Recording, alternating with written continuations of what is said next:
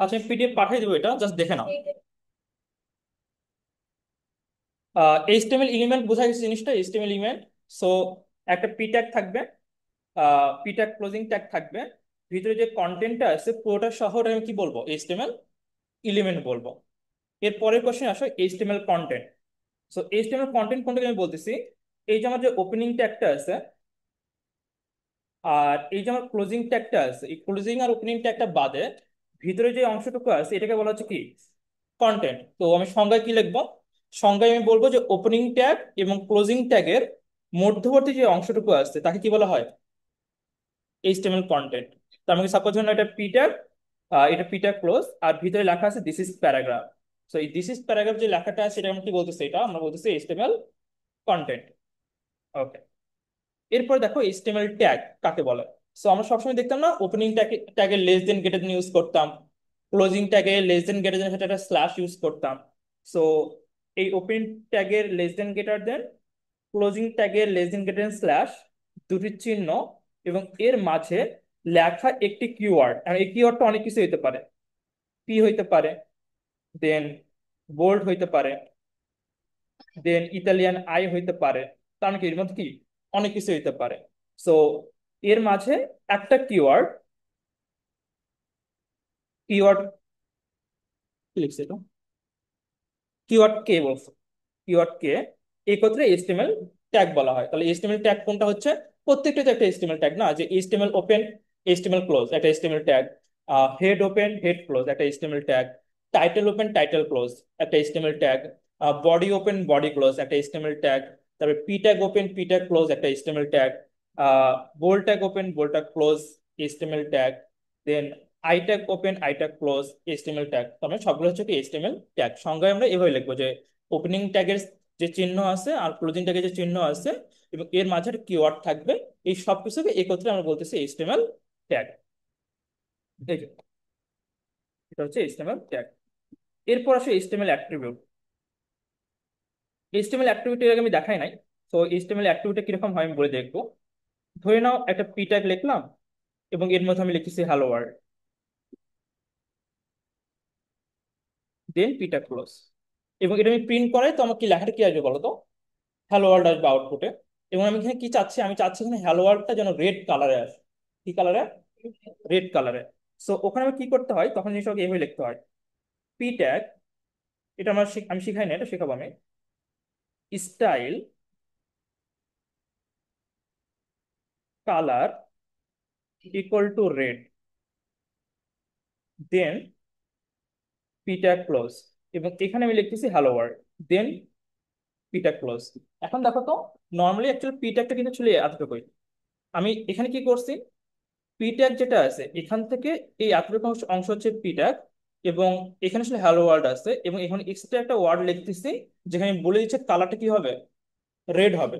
তো এখন যদি প্রিন্ট দেই তাহলে ওই যে হ্যালো ওয়ার্ল্ড লেখাটাই আসবে, বাট এর কালারটা কি আসবে, রেড কালারে আসবে। তার মানে জিনিসটা হচ্ছে যে নর্মালি আসলে ওটা একটা ব্ল্যাক কালারের ছিল, আমি ওর মধ্যে কিছু চেঞ্জ করতেছি।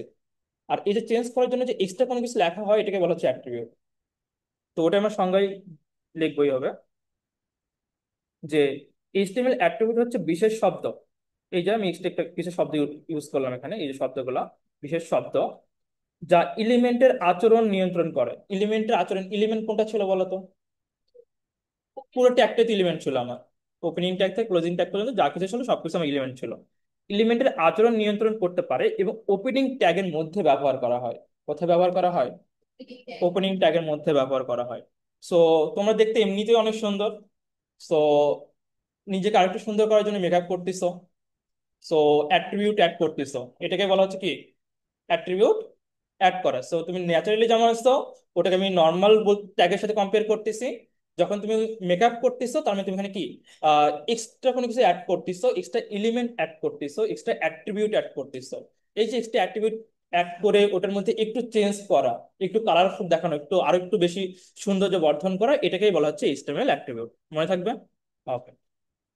আর এইচটিএমএল অ্যাট্রিবিউট শুধু যে কালারে হয় এমনটাও না, এইচটিএমএল অ্যাট্রিবিউট আমরা অ্যালাইনমেন্টও ইউজ করতে পারি। সেন্টার, সাপোজ ধরে নাও আমি হ্যালো ওয়ার্ল্ড লিখছি, নর্মালি যদি আমি হ্যালো ওয়ার্ল্ড লিখি, যদি একটা পেজ দেখো,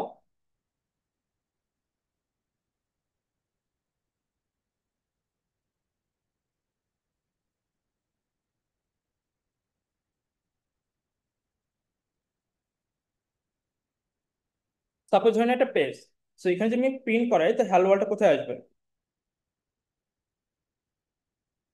একবার লেফট সাইডে আসবে। বাট আমি চাচ্ছি হ্যালো ওয়ার্ল্ডটা যেন মাঝখানে থাকে। যখন প্রিন্ট করাবো হ্যালো ওয়ার্ল্ডটা কোথায় আসবে?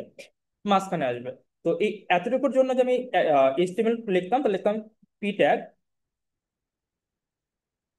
Hello world P tag close, এতটুকু লিখলেই হইতো। আমি যদি চাই এই লেখাটা এখানেই থাকবে কিন্তু রেড কালারে আসবে, হ্যালো ওয়ার্ল্ড। তখন আমি কি করতে হবে? পি ট্যাগ লিখবো, স্টাইল লিখবো, কালার রেড লিখবো, দেন এখানে হ্যালো ওয়ার্ল্ড, দেন পিটা ক্লোজ। জাস্ট এখানে হচ্ছে আমার এক্সট্রা কিছু কথা লেখা লিখতে হচ্ছে। তাহলে হ্যালো ওয়ার্ল্ডটা ওই লেফটেই আসবে বাট রেড কালারে আসবে। এখন আমি কি চাচ্ছি? আমি চাচ্ছি যে ওইটা যেন মাঝখানে আসে, হ্যালো ওয়ার্ল্ড ঘরে মাঝখানে আসবে। তখন আমি কি করবো? পি ট্যাগ, এটাকে আমরা বলি অ্যালাইনমেন্ট। কি বলি এটাকে? অ্যালাইনমেন্ট। তো অ্যালাইনমেন্টের align, so align equal to যদি আমি সেন্টার লিখি ডবল কোটেশনের মধ্যে, দেন যদি আমি হ্যালো ওয়ার্ল্ড লিখি, তখন হ্যালো ওয়ার্ল্ড আসবে। সেটা আসলে এখানে প্রিন্ট না হয়ে আমার মাঝখানে প্রিন্ট হবে। বুঝা গেছে অ্যালাইনমেন্টের সিনারিওটা? ওকে। সো এখন দেখো, আহ এই যে ট্যাগটা আছে স্টাইল, এই যে কালারটা আছে, এই কালারটাকে বলা হচ্ছে অ্যাট্রিবিউট। কালারটা কি বলা হচ্ছে? আর অ্যাট্রিবিউটের মধ্যে কালারটা আমি বলছি রেড, এই রেডটাকে বলা হচ্ছে ভ্যালু। এন্ড এটা যে সবসময় যে রেড হবে এমনটা না, এটা গ্রিন হইতে পারে, ব্লু হইতে পারে, অন্যান্য যে কোনো কালার হইতে পারে।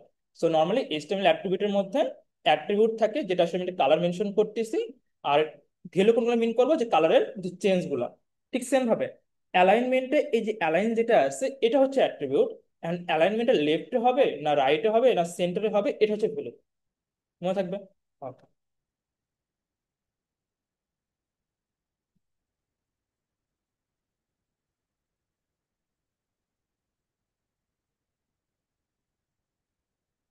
লাস্ট লেকচারে আমরা এইসব দেখছি, ওয়েবসাইটের কাঠামো, লিনিয়ার কাঠামো, ট্রি কাঠামো, হাইব্রিড, ওয়েব লিঙ্ক অথবা নেটওয়ার্ক কাঠামো, দেন ওয়েব সার্ভার কাকে বলে, ওয়েব পেজ কাকে বলে, ডাব্লু কাকে বলে।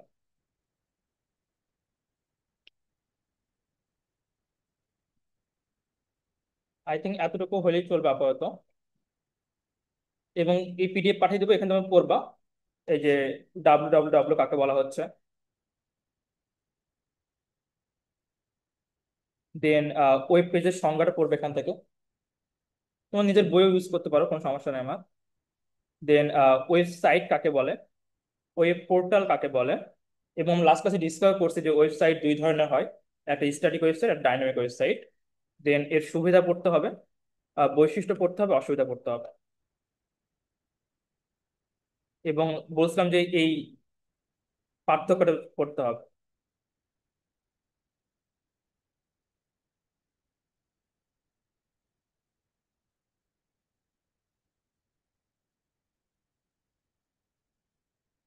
দেন আমরা পড়ছিলাম ওয়েবসাইটের কাঠামো, যেখানে চারটা কাঠামো পড়ছি আমরা।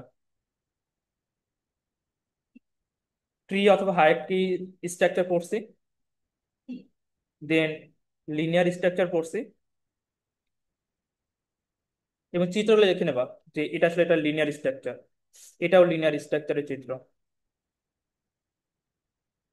তারপরে এটা ওয়েব লিঙ্কের চিত্র, যেটা আমরা বলছিলাম যে মেশ টপোলজির সাথে ম্যাচ করে। এটা হচ্ছে হাইব্রিড টপোলজি, যেখানে উপরে এই যে অংশটুকু আছে এটা হচ্ছে অনেকটা ট্রি টপোলজির মতো, আর এই যে অংশটুকু আছে এটা হচ্ছে লিনিয়ার স্ট্রাকচারের মতো।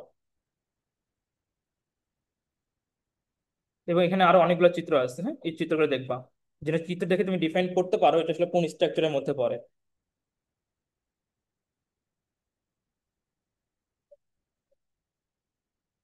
এটা আই থিঙ্ক অক্ষরপত্র, আমি পিডিএফ পাঠিয়ে দেবো এটা।